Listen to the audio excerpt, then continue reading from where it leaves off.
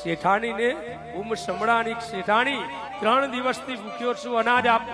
આ પહેલી જ બૂમ સાંભળી અને શેઠાણી જે નીકળ્યા છે, પણ બન્યું એવું કે શેઠાણી રહોડામાંથી બહાર નીકળ્યા, પણ જે ઝેર હોય ગામડામાં, જે આપણી ઓસરી હોય, એ ઓસરીની પાછળ દિવાલ હતી, એ ઓસરીઓ બારી બાર મોટું વળ્યું અને પોડિયામાં ઓલો ભિખારી બૂમ પાડે.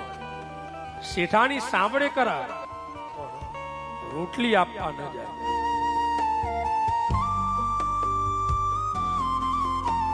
એક બહુ પહેલા સમયમાં કે આજ કદાચ તમે જે રીતે સમજો તે રીતે એક ભિખારી હતો. પૂર્વ સમયમાં એક ભિખારી અને ભીખ માંગતો, ગુજરાન ચલાવે ભીખ માંગતા માંગતા બન્યું એવું કે એને 2-3 દિવસથી અનાજ મળ્યું નહોતું, કોઈએ ભિક્ષા કે કઈ નહીં આપ્યું હોય. એટલે ભીખ માંગતો માંગતો એક શેઠના ડેલીએ ગયો.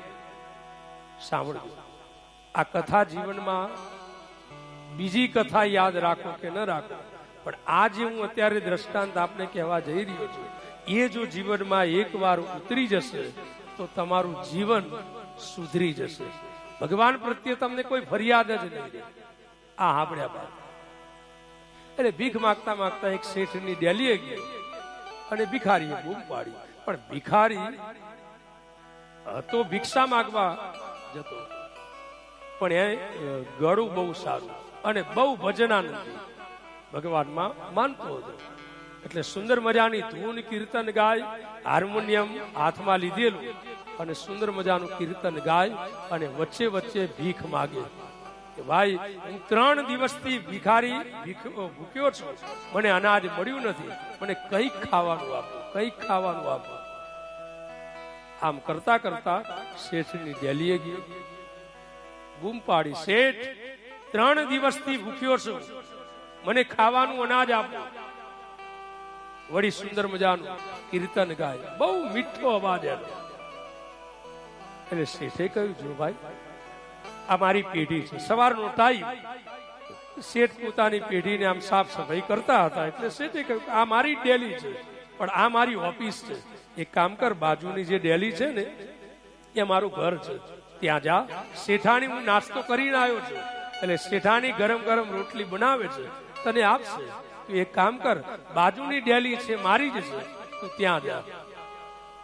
એટલે ભિખારી ત્યાં ગયો, શેઠાણીની બૂમ પાડી, શેઠાણી 3 દિવસથી ભૂખ્યો છું, ખાવાનું અનાજ આપો. વળી સુંદર મજાનું હાર્મોનિયમ વગાડે, સુંદર મજાનું ગીત ગાય, પ્રભુનું કીર્તન ગાય. પહેલી જ બૂમ જ્યાં શેઠાણીએ સાંભળી, શેઠ માટે ગરમ ગરમ રોટલી બનાવી હતી, એ ગરમ ગરમ રોટલી ઘીમાં ચોપડી અને પછી શેઠાણી નીકળ્યા. પહેલી જ બૂમ સાંભળી નીકળ્યા છે. શેઠાણીને બૂમ સંભળાની, શેઠાણી 3 દિવસથી ભૂખ્યો છું, અનાજ આપો. આ પહેલી જ બૂમ સાંભળી અને શેઠાણી જે નીકળ્યા છે, પણ બન્યું એવું કે શેઠાણી રહોડામાંથી બહાર નીકળ્યા, પણ જે ઝેર હોય ગામડામાં, જે આપણી ઓસરી હોય, એ ઓસરીની પાછળ દિવાલ હતી, એ ઓસરીઓ બારી બાર મોટું વળ્યું અને પોડિયામાં ઓલો ભિખારી બૂમ પાડે. શેઠાણી સાંભળે કરા, રોટલી આપવા ન જાય. બોલો, ભિખારી બૂમ પાડે, શેઠાણી ભૂખ લાગી છે, અનાજ આપો, કંઈક ખાવાનું આપો. શેઠાણી સાંભળે, 3 રોટલી અને હાથમાં છે, ગરમ ગરમ રોટલી છે, ઘી વાળી છે, પણ આપવા જતા નહીં. આ દ્રશ્ય શેઠ જોઈ રહ્યા હતા. 5 મિનિટ થઈ, 10 મિનિટ થઈ, 15 મિનિટ થઈ, ઓલો શેઠાણીના નામની ભિખારી બૂમ પાડે, શેઠ જાય, જોવે, શેઠાણી જાય. 15 મિનિટ પછી શેઠ ઉભા થયા પેઢીએથી. શેઠાણીને વાત કરી, દેવી શું થયું, કેમ અટકી ગયા? આ હાથમાં ગરમ ગરમ રોટલી છે, આનો મતલબ કે તમે ભિખારીને આપવા જાઓ છો, સાચું?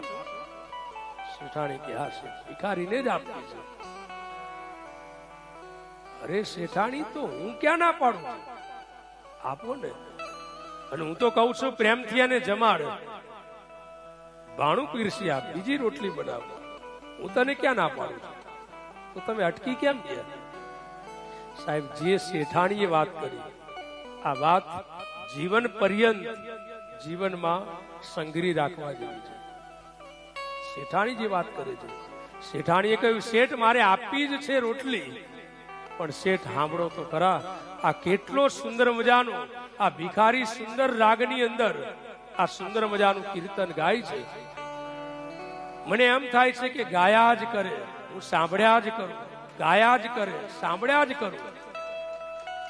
પણ મને ચિંતા એ વાતની છે કે જો હું એને 3 રોટલી આપીશ તો આ ગાવાનું બંધ કરી અને બીજા ઘરની ડેલીએ ચાલ્યો જશે, અને જશે એનું મને દુઃખ છે.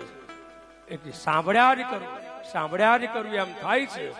આ સલામત છે એનું ગીત જ્યાં સુધી મારી ડેલીએ ઉભો છે ત્યાં સુધી, એટલે હું એને રોટલી નથી આપતી.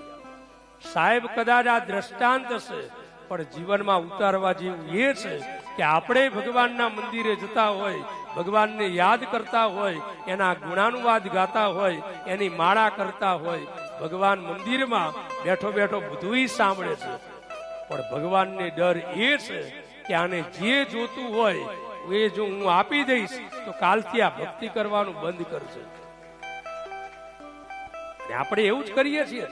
દુઃખ આવે એટલે ભગવાનના મંદિરના પગથિયા ઘસવા દોડીએ, અને જેવું સુખ આવે પછી ભગવાન કોણ ને આપણે કોણ.